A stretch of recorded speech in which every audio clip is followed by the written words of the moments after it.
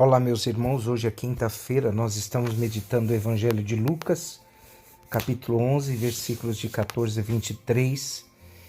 Naquele tempo, Jesus estava expulsando um demônio que era mudo, e quando o demônio saiu, o mudo começou a falar e as multidões ficaram admiradas mas alguns disseram: é por Beelzebul, príncipe dos demônios, que ele expulsa os demônios. Outros, para testar Jesus, pediram-lhe o sinal do céu, mas conhecendo seus pensamentos, Jesus disse-lhes: todo reino dividido contra si mesmo será destruído e cairá uma por cima da outra. Ora, se até Satanás está dividido contra si mesmo, como poderá sobreviver o seu reino? Vós dizeis que é por Beelzebul que eu expulso demônios. Se é por meio de Beelzebul que eu expulso demônios, vossos filhos expulsaram por meio de quem? Por isso, eles mesmos serão vossos juízes. Mas, se é pelo dedo de Deus que eu expulso demônios, então chegou até vós o reino de Deus. Quando um homem forte e bem armado guarda a própria casa, seus bens estão seguros. Mas quando chega um homem mais forte do que ele, vence-o, arranca-lhe a armadura na qual ele confiava e reparte o que roubou. Quem não está comigo está contra mim, e quem não recolhe comigo dispersa. Bem, meus irmãos e minhas irmãs, a história se repete no tempo de Jesus. O povo de Israel foi surdo à palavra de Deus através das palavras do profeta Jeremias. E os contemporâneos de Jesus, eles foram cegos diante dos sinais que Jesus trazia. Jesus veio para expulsar o demônio do egoísmo que divide a luta contra a força do espírito de partilha e de fraternidade.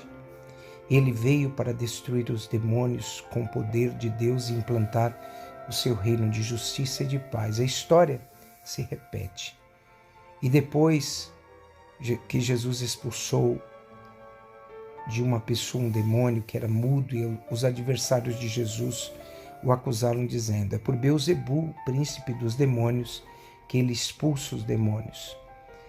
Quando eles ficaram sem argumentos justos para criticar Jesus, os adversários atacam a pessoa de Jesus através de meios injustos.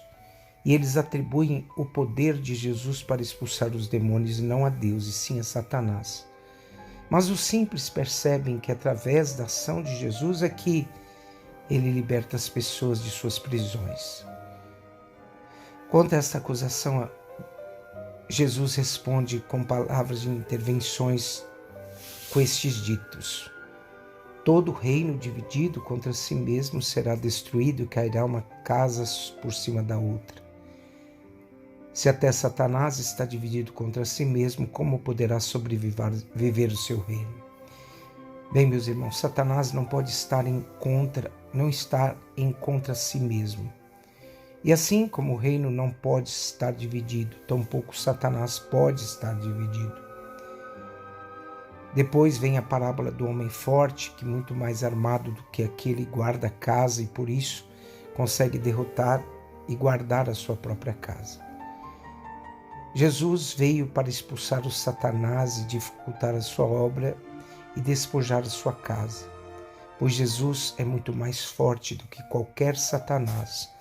Então a ação de Jesus é a dos que seguem e a dos que o seguem sempre produzem paz, bondade, misericórdia, perdão, liberdade. São Paulo, ele vai dizer na sua carta aos Gálatas: vós fostes chamados à liberdade, não abuseis, porém, da liberdade como pretexto para prazeres carnais. Pelo contrário, fazei-vos servos uns dos outros pela caridade, porque toda a lei se encerra num só preceito: amarás o teu próximo como a ti mesmo. Então, meus irmãos, quando encontramos essas características em nós, que é o amor, a alegria, a paz e a generosidade, a bondade, a fé, enfim, em nossas ações nós podemos estar seguros de que estaremos diante de um Espírito evangélico, Espírito de Deus. Se vos mordeis e vos devorais, vede que não acabeis por vos destruirdes uns aos outros. São Paulo aos Gálatas. Então, meus irmãos, a importância da unidade. O reino não pode estar dividido.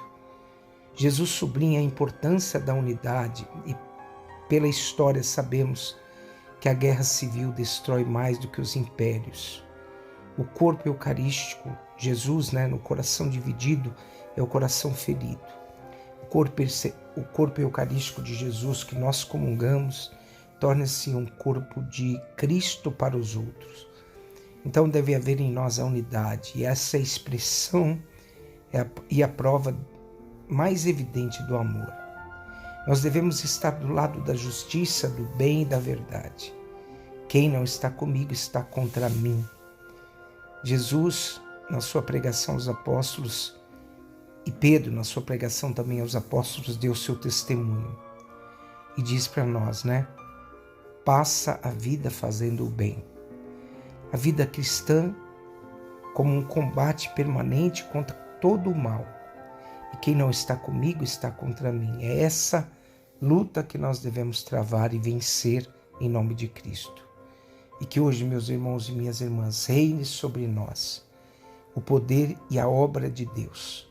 E só pela obra de Deus nós sejamos, então, libertadores de todos os outros corações. Abençoe-vos o Deus Todo-Poderoso, o Pai, o Filho e o Espírito Santo. Amém.